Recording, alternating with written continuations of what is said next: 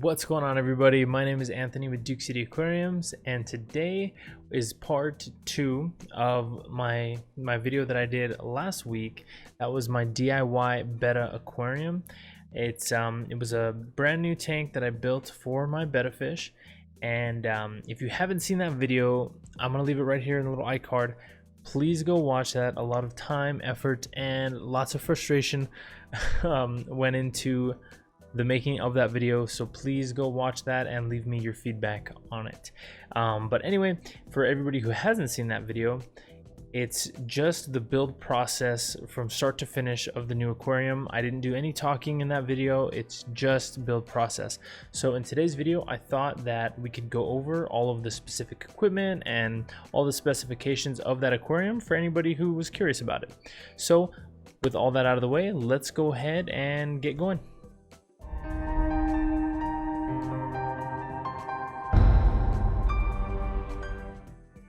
Alright, so let's go ahead and get started here. First, I do want to talk about the fish right off the bat, since that is kind of the main reason why this tank was built. I got this fish back in November of last year.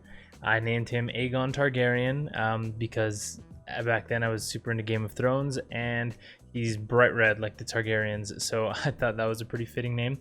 So I've had him for about 9 months now. And he was previously in a little 5-gallon aquarium that you did see in that video. It was just one I got from PetSmart. I pulled the trim off to make it look like more like a rimless kind of tank here, more of like an aquascape type look. But I noticed a couple weeks before I built the tank that it had developed a small leak in it due to me removing the trim. So that's kind of what inspired this video to begin with, was the fact that he needed a new home anyway. So that's what started the whole video. Now let's go ahead and talk about the tank itself. I went through a local glass shop to make my glass panels. It's actually the same glass shop that made the panels for this 90-gallon aquarium. If you haven't seen that build process, that was really cool. I'll leave that up here too if you want to go check that out. Me building this tank, that was fun. But anyway, so it is a 16-inch by 16-inch cube. So that equates to 17.8 gallons. So it's like an 18-gallon aquarium, and a lot of people will say that's definitely overkill for one betta fish. And yeah, you know, I kind of agree, but you know, whatever. He's super happy in there, and it gave me room to put a ton of plants, which was really cool as well. So also, with the tank, if you did watch that video, I did put, so for me, and anybody who's followed my channel for a while know that my favorite thing to do for an aquarium background is to paint the back of it black. That to me looks the best. However, with this new tank, I decided to take a different approach, and I decided to pick up some frosted window glass, frosted window glass film. There it is. And put that on the back and just see how it looks. And I gotta say, it looks pretty good. I'm really happy with the way it turned out. Installing it was super easy, and if I don't like it or I decide I want to change it, I can just peel it right off and paint it or do whatever. So that's cool. All right, so now real quick about the equipment that's in there. I do have a 100-watt heater. I keep the heat, or I keep the temperature at around 81 degrees or so. That seems to be ideal for betta fish. And the filter is just a mini Hikari sponge filter. It's the exact same filter that was in the 5-gallon aquarium, and I just transferred it right over. I did not feel the need to up my filtration capacity, seeing as how there's not going to be any other fish in there. It's still just going to be the betta fish, and he definitely appreciates the slower water movement, and that little Hikari sponge filter will handle his bio load no problem, along with all the plants as well, because it's very heavily planted.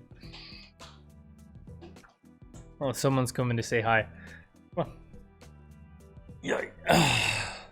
this is my 2-year-old. Her name is Alana, and she helps me out with the fish.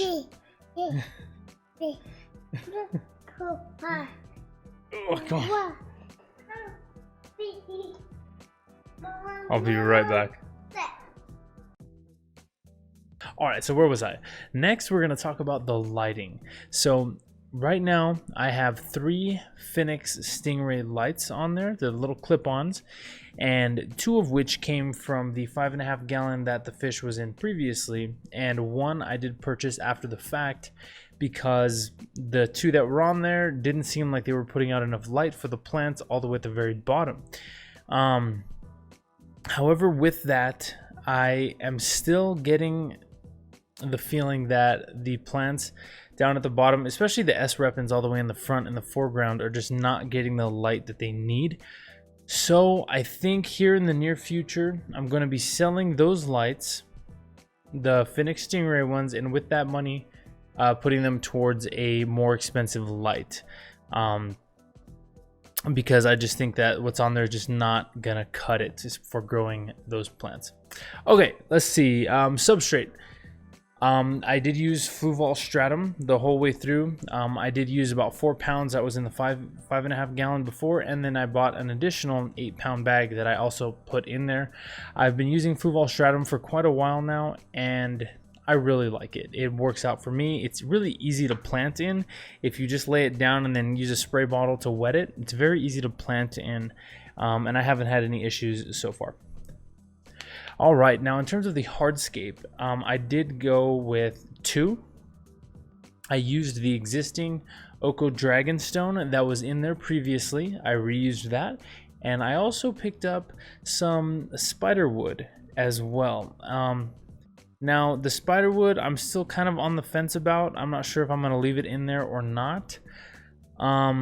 If I do, what I might end up doing, which I think looks really cool, is wrapping them with some sort of moss. I think that'll look pretty cool, but that will be for something down the line. All right, so now let's go over some of the plants that we have in there. There are quite a few different species. Towards the back, I have several swords, some ocelot swords, Amazon swords, red melon swords. There's also some Java fern in there. Moving towards the mid-ground, I do have some Tillanthera cardinalis. That is the red plant that is on the right-hand side. I also have several different Anubias as well. And then, of course, all the way in the front, we do have the carpet of Sterogene repens, or S repens. Everybody pronounces it a different way, but whatever.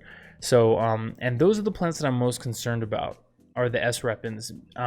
It's like I mentioned before with the lighting. So those are the ones that we're going to go ahead and try and fix by getting a better light. So now let's go ahead and move on to fertilizers. There was a few different things that I did use. First thing was I buried some easy root tabs that I picked up from Aquarium Co-op.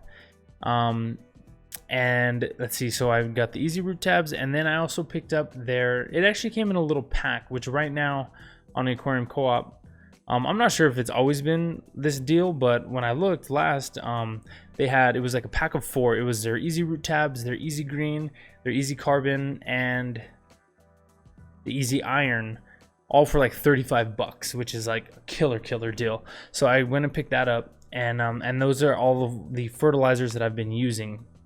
The easy green just as an all-in-one fertilizer, the easy carbon as the algae inhibitor, and the easy iron to help out all of the red plants in there, like the Tillanthera cardinalis and the red melon swords.